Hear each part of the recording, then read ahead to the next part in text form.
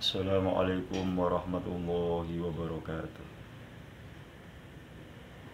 Mari kita di bulan suci Ramadan ini kita bersama-sama belajar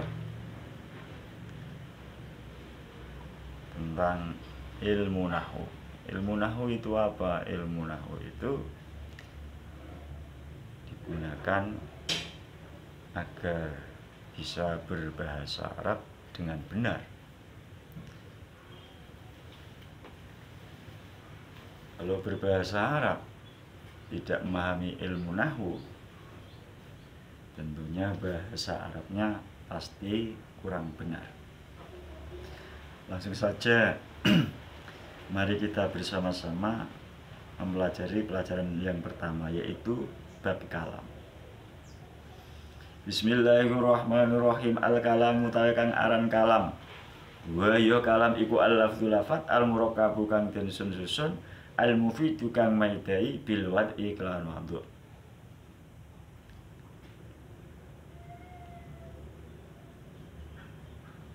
Jadi yang disebut al-kalam, kalam itu artinya pembicaraan. Al-lafdzu al-murakkabu al-mufidu bil wad'i. Bisa disebut kalam, bisa disebut pembicaraan,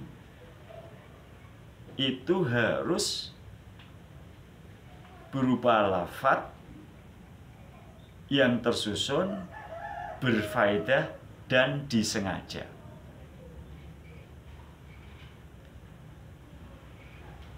Jadi menurut bahasa Arab, yang disebut pembicaraan itu harus berupa lafaz murakkab al-mufid bil wad'i.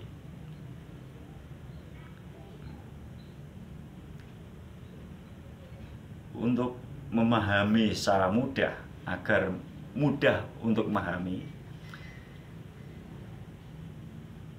bisa disebut al-kalam. Al-kalam itu bahasa Arab, artinya pembicaraan. Bisa disebut kalam, syarat nomor satu adalah berupa lafaz. Lafaz. Istilah orang Jawa rapal. Nah, cara Jawa ngarani lafaz iki rapal. Maka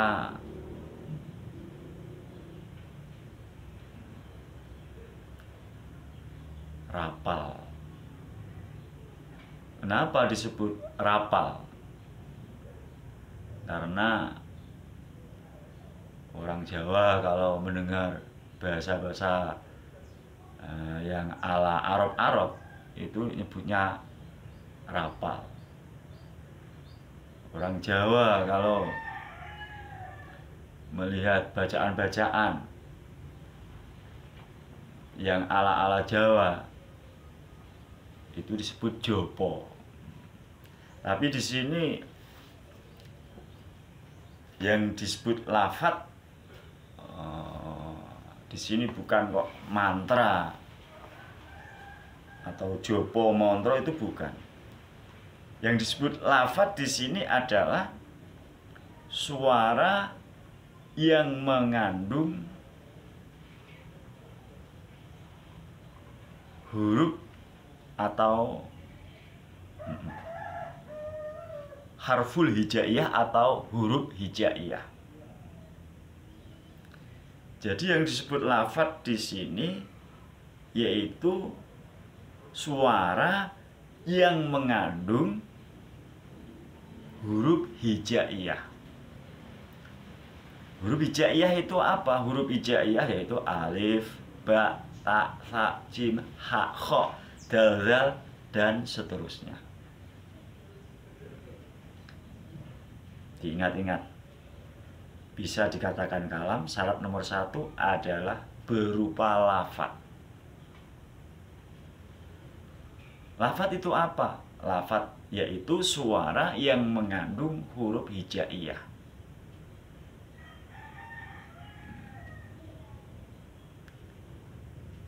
Kalau yang disebut lafadz adalah suara yang mengandung huruf hijaiyah, berarti kalau ada suara yang tidak mengandung huruf hijaiyah, itu berarti menurut bahasa Arab itu bukan lafadz. Kalau tidak lafadz berarti tidak termasuk syarat jadi al-kalam atau pembicaraan. Contoh, seumpama saya berbicara ja'a, jim ada alif ke atas terus hamzah, itu ada hurufnya jim, alif, dan hamzah. Ja'a berarti saya menyuarakan kata ja'a ini disebut lafadz. Karena apa? Karena ada huruf, ada salah satu dari huruf hijaiyah. Kebetulan yang saya ucapkan tadi ja'a yaitu berupa jim, alif, dan hamzah, 3 huruf dari huruf hijaiyah. Berarti kalau saya bilang ja'a berarti sudah termasuk lafadz atau sudah bisa disebut lafadz. Sekarang sama-sama suara tapi tidak disebut lafadz, ada enggak? Ya pastinya ada. Seperti burung yang mengoceh atau berkicau. Kicaunya burung gendilang bagaimana? Seumpama gedilung, seumpama itu tidak mengandung huruf hijaiyah. Genilung. Tidak ada huruf hijaiyahnya, tidak ada alif, tidak ada ba, tidak ada ta, tidak ada tha. Terus selain suara burung, suara gitar misalnya. Suara gitar jreng. Tidak ada huruf hijaiyahnya, tidak disebut lafadz. Meskipun suara itu bisa menirukan seorang penyanyi, melodi misalnya. Untuk yang pandai main gitar, bisa bermelodi, bisa menirukan lagunya si penyanyi, walaupun mirip melodi. Kan tahu sendiri melodi bagaimana. Melodi suara gitar itu tidak termasuk lafadz karena tidak ada huruf hijaiyahnya, meskipun bisa plek menirukan suara penyanyi atau mengiringi suara penyanyi, karena tidak ada huruf hijaiyahnya, tidak ada alif, ba, ta, tidak ada. Itu bukan disebut lafadz. Jadi yang disebut lafadz ialah suara yang mengandung huruf hijaiyah. Berarti kalau ada suara kok tidak mengandung huruf hijaiyah, itu bukan bisa atau tidak bisa disebut lafadz. Pitik, betok misalnya.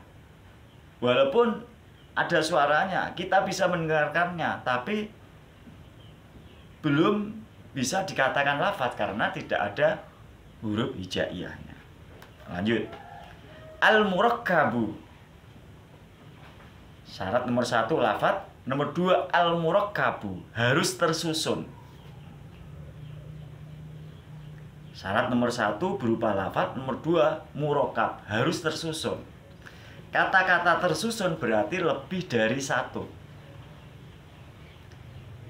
Misalnya saya berbicara ja'a zaidun.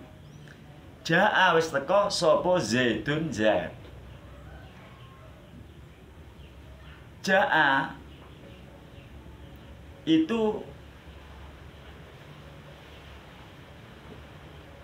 kata 1 sudah dihitung kata satu. Zaidun itu juga sudah terhitung kata lain, maksudnya itu juga kata. Ja'a itu juga kata, Zaidun itu juga kata. Berarti dua kata. Kalau lebih dari satu berarti tersusun. Ja'a Zaidun. Kalau diartikan ja'a sudah datang. Zaidun Zaid. Zaid sudah datang. Jadi pembicaraan saya ja'a Zaidun, ja'a wis teko sapa Zaidun Zaid, ini merupakan lafaz atau kata yang sudah tersusun.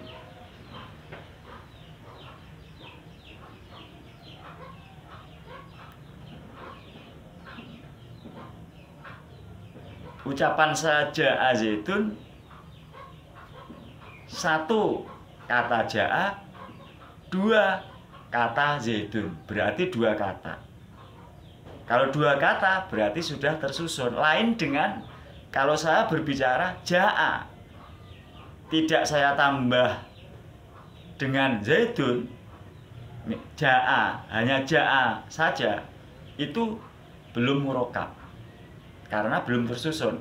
Tapi kalau sudah ja'a, saya berbicara ja'a Zaidun, ja'a wis teko sapa Zaidun Zaid, ini namanya sudah murokkab. Diulangi kembali, syarat nomor 1 kalam yaitu berupa lafaz, 2 murokkab. Murokkab itu tersusun. Kalau tersusun berarti lebih dari satu kata. Lanjut, al-mufidu, yang berfaedah. Cara Jawa kang maedai.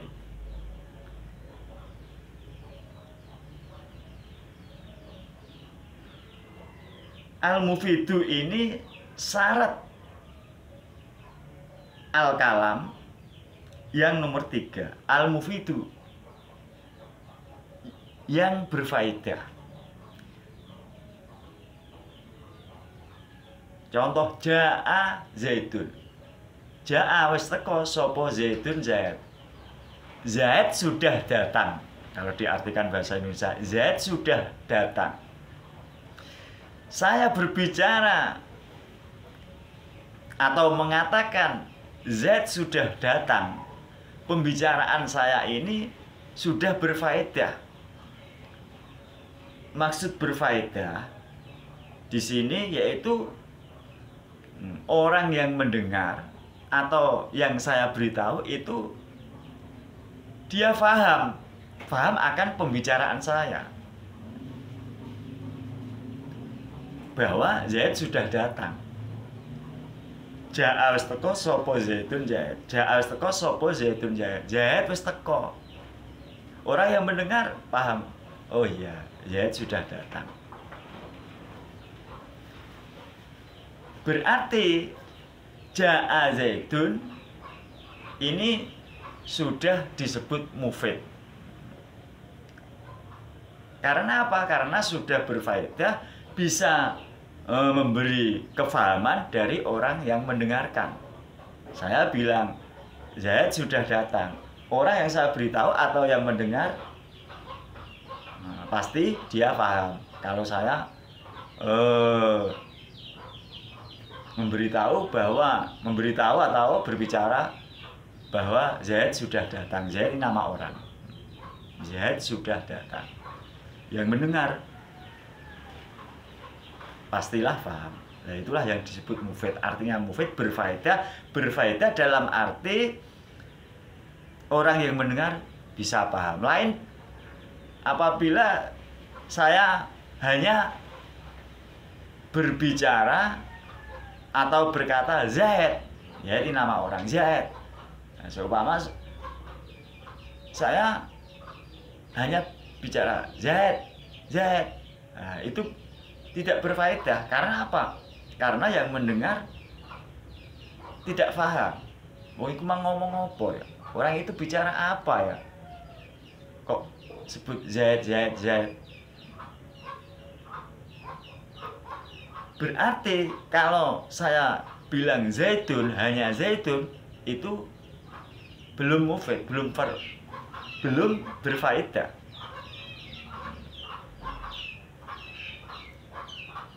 Kalau belum berfaedah, itu belum bisa menjadi syarat kalam. Kalau sudah berfaedah, itu sudah menjadi atau bisa jadi syarat al-kalam. Adapun mufid di sini syarat yang nomor 3. Diulangi dari awal, syarat al-kalam yaitu al-lafzu nomor 1, nomor 2 al-murakabu, nomor 3 al-mufid. Mufid yaitu yang berfaedah.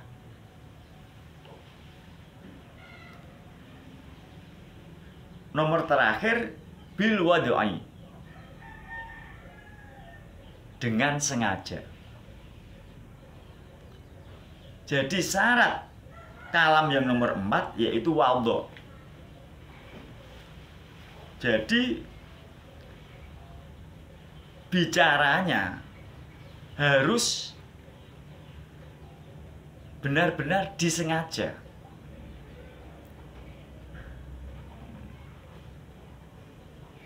Kalau berbicara kok tidak disengaja, itu belum disebut al-kalam. Karena termasuk syarat al-kalam yaitu bil wad'i, dengan sengaja. Contoh,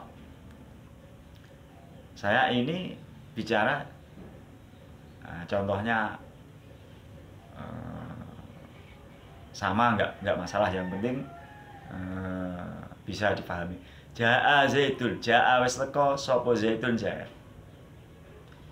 Saya berbicara ja'a Zaidun ini sudah bisa disebut al-kalam. Bisa disebut pembicaraan menurut bahasa Arab, karena 1 sudah berupa lafaz, 2 sudah murakab, 3 sudah mufid, 4 sudah bil wad'i, wadhu. 4 sudah dengan sengaja. Saya berbicara ja'a Zaidun sudah saya sengaja. Artinya ja'a Zaidun, ja'a wastaqo sapa Zaidun Zaid sudah datang. Ini sudah kalam karena sudah memenuhi syarat yaitu al-lafzu, al-murakabu, al-mufidu dan bil wad'i. Nah, sekarang untuk membedakan pembicaraan yang sengaja atau tidak, itu bagaimana? Pembicaraan yang tidak disengaja yaitu pembicaraannya orang yang bermimpi. Istilah orang Jawa ngelindur. Orang tertidur, kecapean kerja, tidur, pulas.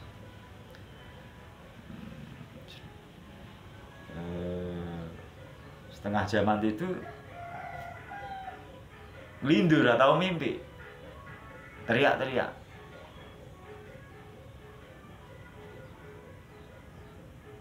Aku apa mangan, aku apa mangan, aku apa mangan, aku apa mangan, aku apa mangan, aku apa mangan.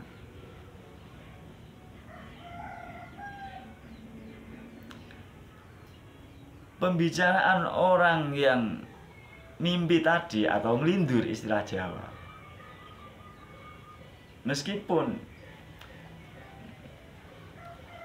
pembicara sudah memenuhi syarat al-kalam yaitu sudah lafaz, sudah murakab, sudah mufid, tapi belum wadhu. Dia berbicara karena mimpi, tidak sengaja. Bicaranya tidak sengaja dari pikiran, dari hati, enggak. Bicaranya melalui mimpi. Itu namanya belum wad'i, belum bil wad'i atau belum wadhu, atau belum disengaja, atau tidak disengaja. Bicara tidak disengaja. Jadi syarat al-kalam yaitu al-lafzu, al-murakabu, al-mufidu bil wad'i. yaitu harus lafat, murokab, mufid, bil wad'i. Adapun contohnya al-kalam yaitu ja'a zaidun, ja'a wis teko sapa zaidun zaid, ini sudah disebut kalam. Qara'a wis maca sapa zaidun zaid al-kitab ing kitab, ini juga sudah disebut kalam karena sudah memenuhi syarat, yaitu sudah lafaz, sudah murokab, sudah mufid, dan juga sudah wadhu. Ya, saya ulangi lagi,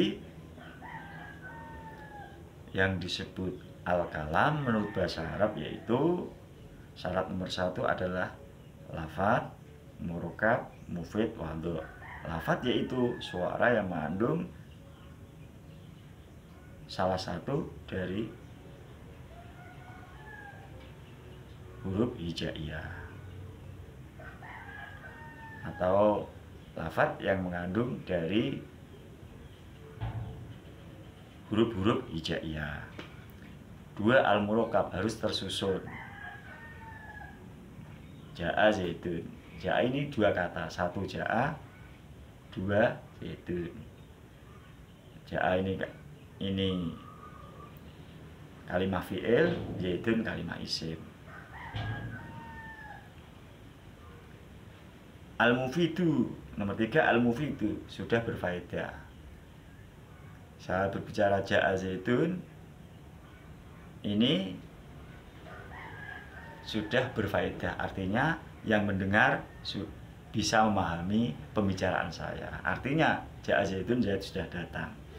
Nomor terakhir, wadhu bil wad'i, dengan sengaja saya bicara ja'a zaidun dari pikiran saya dan dari hati saya. Tapi kalau bicaranya orang tidur, itu belum wadhu. Karena apa? Karena tidak disengaja. Cukup sekian, semoga bermanfaat. Wassalamualaikum warahmatullahi wabarakatuh.